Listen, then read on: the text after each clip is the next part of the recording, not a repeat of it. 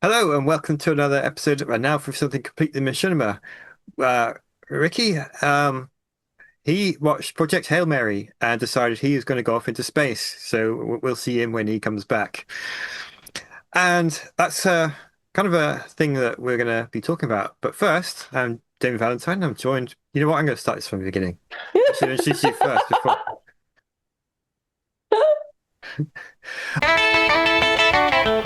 And now it's time. I said now. I said it's time.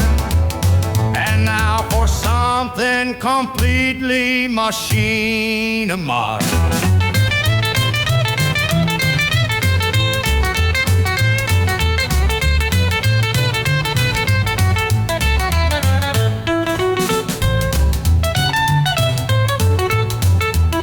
And now for something completely machinima.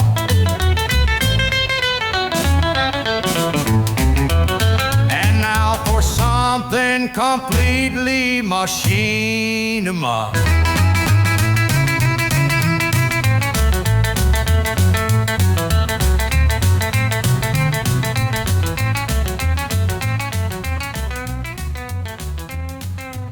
Hello and welcome to another episode of Now for something completely Machinima. I'm Damien Valentine and I'm joined by Phil Rice Hey and there. Tracy Harwood. Hello. Ricky went to see Project Hail Mary, and then he decided he really wanted to go up into space, so he's absent from us this week, which is kind of a strange coincidence because we're going to be talking about The Egg, which is my film pick. And just like Project Hail Mary, it's based on a story written by Andy Weir. And even more of a coincidence, Ricky is voice acting in that one as well. So there we go. So yeah, The Egg, it's a I did choose it very specifically because of Project Hail Mary and Andy Weir having a big moment at the moment with the film leading the box office. It's a very good film. If you haven't seen it, go out and see it because it's just such an excellent film. I'm not going to say anything about it because it's best to watch it knowing as little as possible in advance. But The Egg, it's a short story. I believe it was written in 2009 or something like that by Andy Weir. It's even before he wrote The Martian. That was his first novel. So it's one of his early pieces, and it was adapted several times by several different people. And this one is by Anima Technica, who was or he still is a member of the Machinima community. And I remember seeing this back in the day. I think it's on TMO Radio. They did a premiere event, and we could all go and watch it and chat. And I remember really enjoying it then and being quite surprised by the plot and the way it unfolded. It's a really well-made film. So, of course, when I went to see Project Hail Mary, I thought, didn't Ricky star in a film that's adapted by an Andy Weir story? So I went back and found it and I watched it again. I thought, you know what? This is going to be my pick, partly because of that, but it's also a really good film and I wanted to share it with both of you. Um, so that's it. That's all I've got to say about it for now. So what do you think? I told Ricky earlier when he was on, he knew we were going to be reviewing this, that this is the only, I think, that I know of, the only Machinima film that Ricky contributed to that I've not seen. I've never seen this. I don't know how I missed it. And I thought I had seen everything made by Anima Technica too. So yeah, very interesting, out of the ordinary sort of film and topic for Machinima. The voice actors are Ricky he's playing God, and Jorge Campos or George Campos, who was another. He's actually somebody that I followed back in the day because he did a lot of comedy shorts and was had a very, very funny sense of humor. He's still around. I don't think he's producing now, but I still see him from time to time and hope he's well. And then the music is composed by Jesse Pringle, who I don't know personally, but I know that name. So I assume that he was also a member of that the movies online community, and there was a lot of really cool collaborations that happened back then as a result of that. I forget the name of his website, but he produced a lot of pieces of music that were free to use for I think it was like machinimasound.com or something like that. Oh, was that him? Really? I remember Yeah, that Ah, site. yeah, Sure. yeah. yeah. Yeah. Okay. Anyway, yeah, what an interesting film. There's not many that dive into philosophy slash theology in such a direct way. I won't give away, but it there's a reveal in this that caught me a little bit by surprise that I wasn't expecting. That Yeah, it was a little surprising. So let's not spoil that for anybody. Yeah, I liked it. I think that how much of this is the adaptation that was made for the screenplay for this, and how much of it's from the original story, I don't know. But it's a little bit on the nose. I guess when you've got a short time to convey an idea, you got to be pretty direct and straightforward with the words. But it didn't really have much in the way of nuance. It was very, very direct. This is how things are, is how it was laid out. And that wasn't my favorite thing about it. But what really caught my attention was the some of the decisions on the production. What was this made with, Damien? Do you know? Is this the character? Is it animated with Movie Uh, Storm or iClone? I think iClone. iClone was Anima's main thing, wasn't it? yeah, iClone, I yeah. believe so. Yeah, yeah. Well, Yeah, Tracy's done her digging. Mm. iClone yeah. 3.4, I thought I saw something like that. Wow. Yeah, so there's a really interesting lighting effect that's done in, I guess, kind of the opening scene. The character is we can give this part of it away. The first character we're introduced with has passed away and is, in the afterlife, some other place, right? So he's walking towards this door, and this area that he's walking through has all these kind of nebulous lights, and it almost looks like clouds above and below him, and it's just a really interesting look that I'm not exactly sure how that was done, but it was very effective. Knowing Anima Technica, it was probably all somehow done in iClone. And if this movie was released in 2011, so Mm. what version of iClone would he have even been on back then? Was that four? I It thought he was said 3.4. I three? thought Okay, something yeah. like that. So wow. I have seen a number of things from that era of iClone, and not many of them were. Most of the ones that were impressive were his films, but it was rare that you'd see something that's like, how did they do that? You know? And I Mm. still, 15 years later, look at it and not sure exactly how he did that, but it's very, very effective. Yeah. So then the dialogue ensues. The introduction to Ricky's character is hilarious. I think that he's sitting there watching television and is kind of nonchalant about the fact that he's the deity. Ricky just played it so great. When we told Ricky about this film, he kind of, as he tends to do, he kind of downplayed it. His performance. Oh, I just recorded my lines. Basically. But he's just good. He's just so good.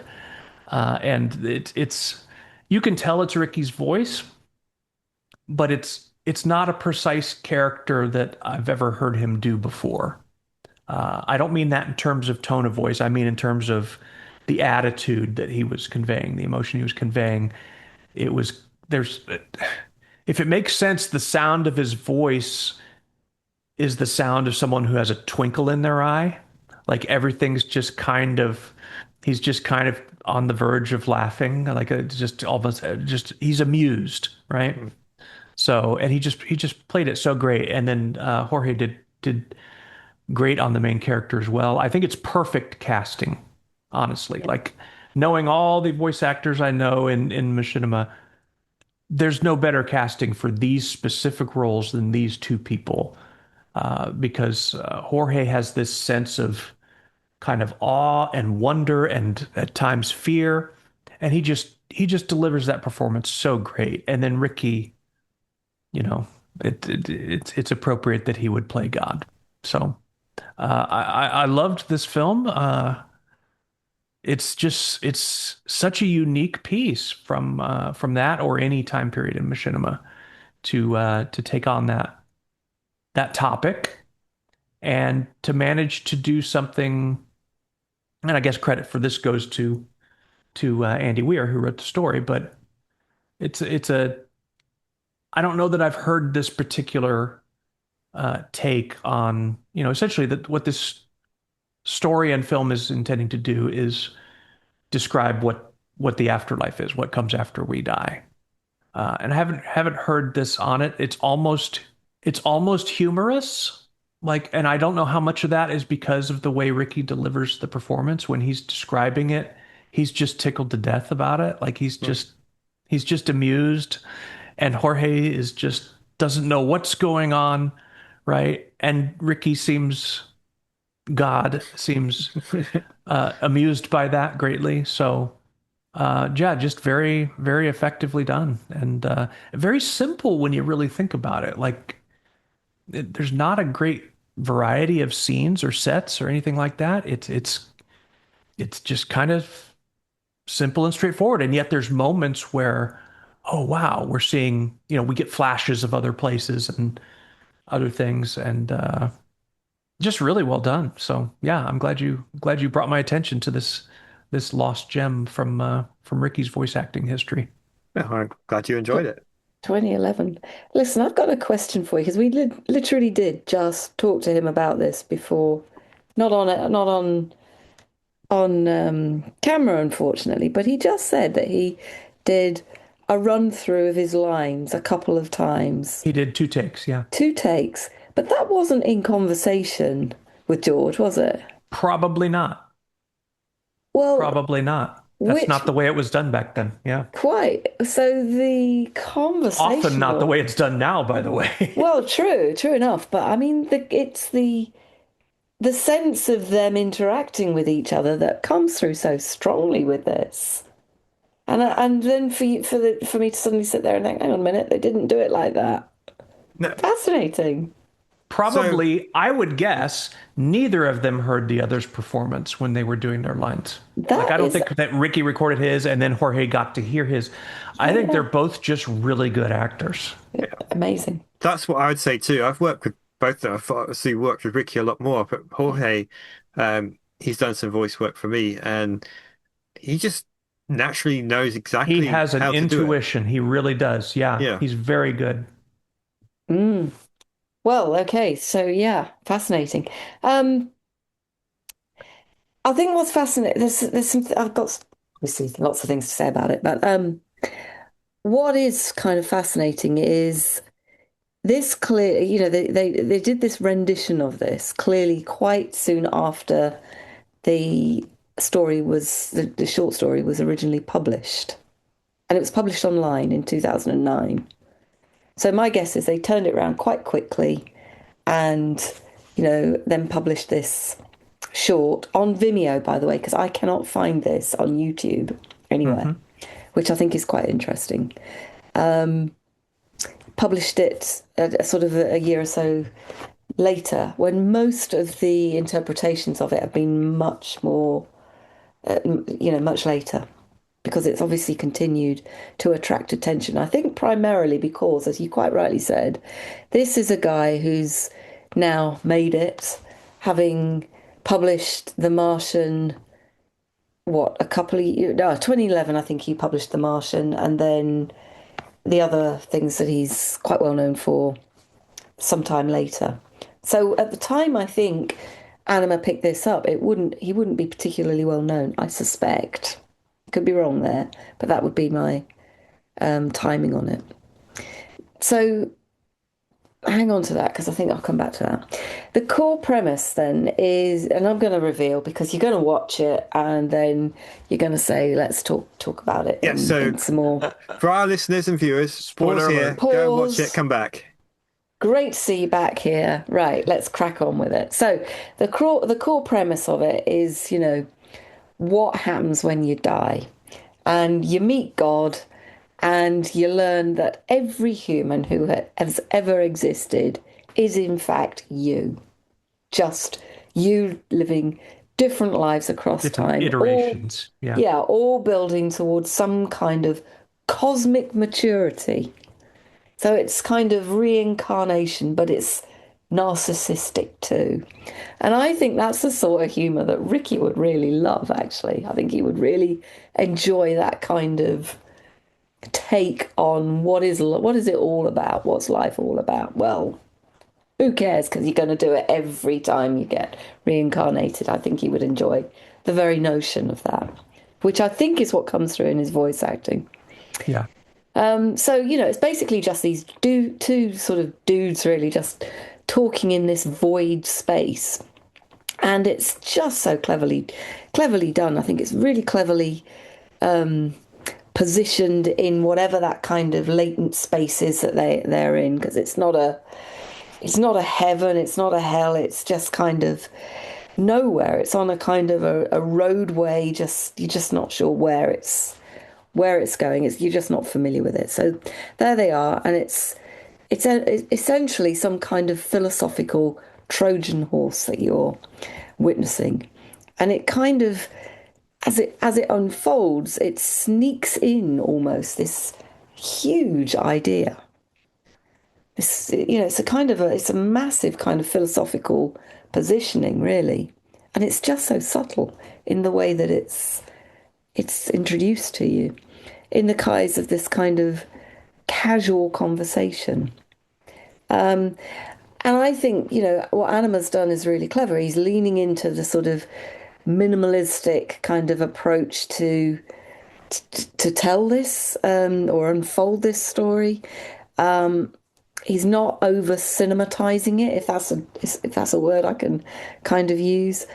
And I think it's that restraint in the way that he's conveying what's going on here is what actually does the kind of heavy lifting. So these visuals and this amazing voice acting and these guys riffing off each other, though they never actually spoke to one another and got the sense of how they might respond to this.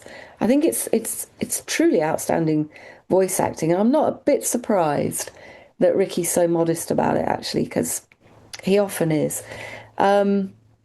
He's the perfect person to have played God in this, or the godlike character. Yes.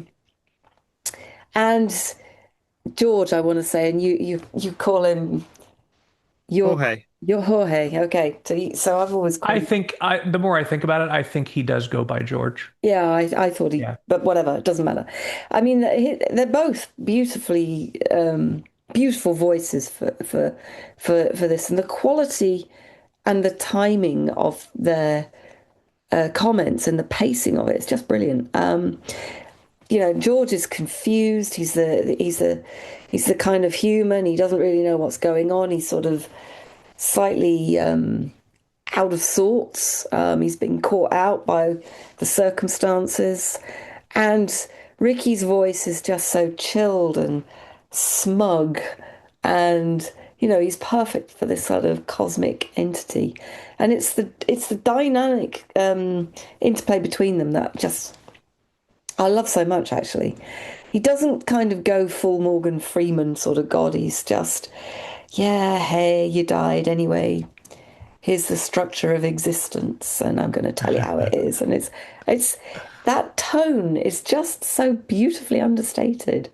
And it's important that it's done like that, I think, because it actually stops the weight of this philosophical positioning just being overbearing on what's actually going on, I think. So it's the way he plays it that is able to convey what this story is all about. And then you've got the animations as well, which I think I will comment on, which is, they've got this kind of dreamlike quality to them, which I think was something that you could achieve quite well back in that sort of period of time. It's probably a little bit harder to do now. So I think it's a work of its time, and that it draws on whatever those tools were really, really well. I'm not sure you'd make it in the same way if you were to try and do it today. And in fact, when you look at what others have tried to do, they haven't made it in the same way at all. And it's the lesser for it, in actual fact.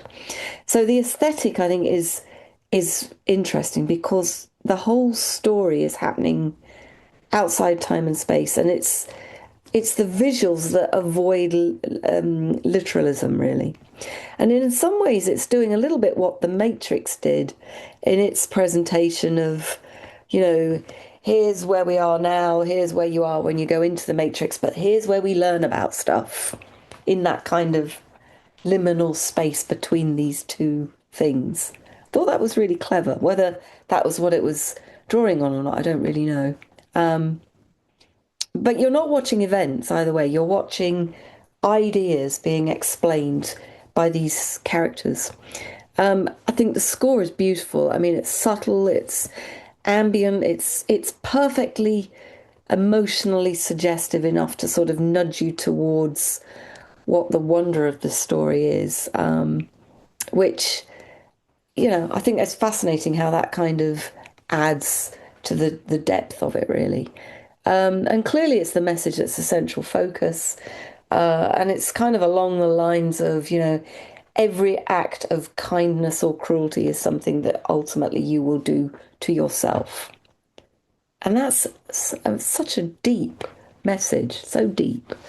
And of course, it's been interpreted in many ways over the years. You've kind of got the golden rule or a neat way to make life feel fair. But I think in this short, there's more aggression in the possible interpretations of existence because the film just it kind of sidesteps some of the more uncomfortable implications of what that core message really is. And that if you are anyone, you are both victim and perpetrator of every atrocity. I mean, how profound is Yeah, that really? It's just that it's notion of responsibility, because it's going to get you at some point. yeah, cosmic responsibility What is it's a it? very, very interesting. What is it they say? They say your deeds, God does not pay in money. Okay. So that's kind of the message that comes through it. So whichever way you look at it, it's deeply unsettling. And it really just depends on what your mood is at the time when you kind of watch that. And it just conveys a real beautiful empathy. And I guess some would think it's kind of philosophically shaky, but it is definitely a deep message. Um, I don't think this is really a film as such. I think it's just a well, basically, it's a thought experiment wearing the costume of a film. And actually, probably like you both, I'd completely forgotten this had been made. Um, I suppose, yeah. I mean, I suppose it made me go and have a look at what Weir's work is actually inspired by, given that, you know, the Martian. Artemis is another one of his published works in 2017 that he's quite well known for. Project Hail Mary, which was published only in 2021. I mean, massive box office hit. Haven't seen it, but I know you guys have. It turns out his work's deeply inspired by Arthur C. Clarke and Isaac Asimov, and he is particularly well known for his scientific accuracy.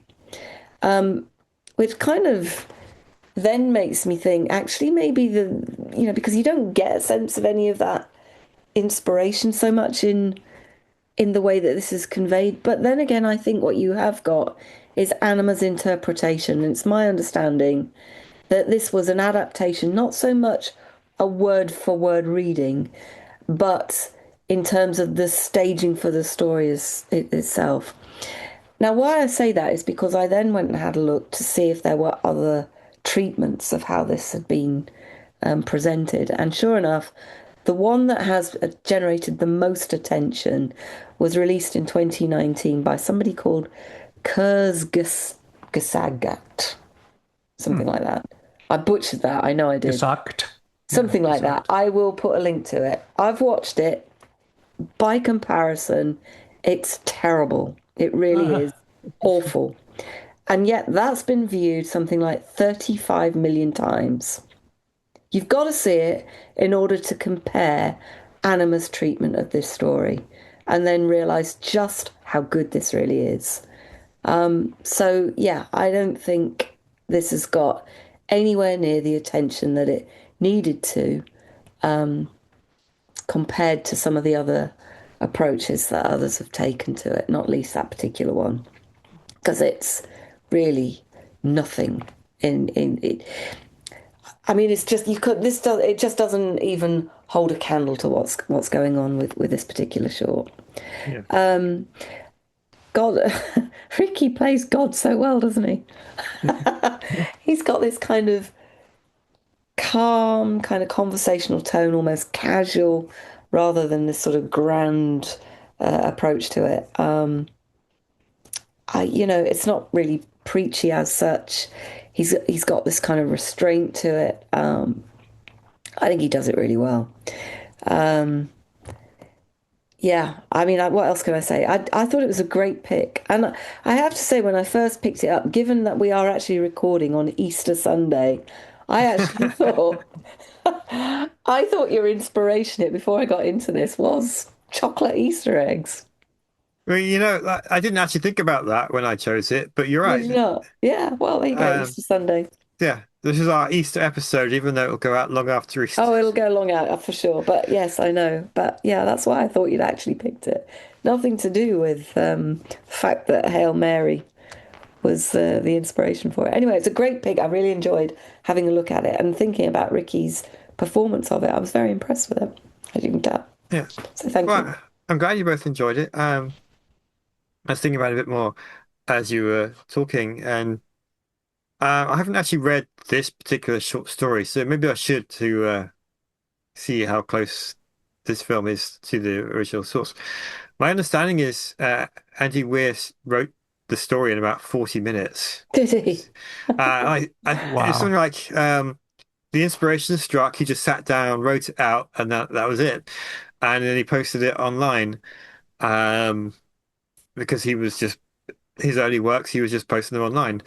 I vaguely remember that he's seen this. Like when I don't know if he came to the premiere on TMO Radio or anything, but I do Oh, vaguely remember that Anima Technica had some kind of contact with him about this film. I do not know any of the Wow. That's specifics. cool.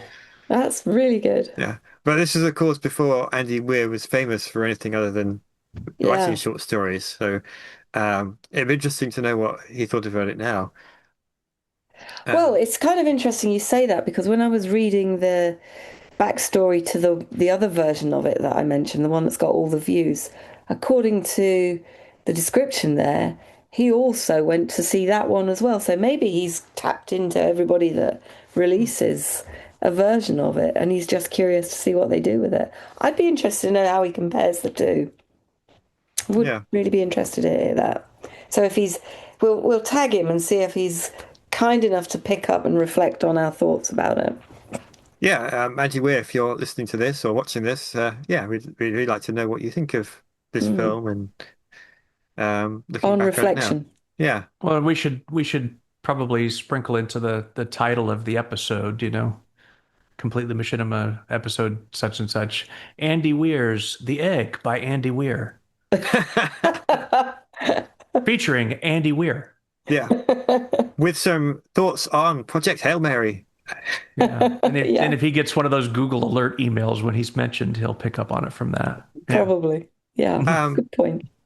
but yeah, obviously, you're talking about Ricky and Jorge's characters and the humor between them. That's kind of something that's a hallmark of Andy Weir's writing as well. As The Martian, I haven't read Artemis, I need to, but both The Martian and Project Hail Mary have a lot of humor in them.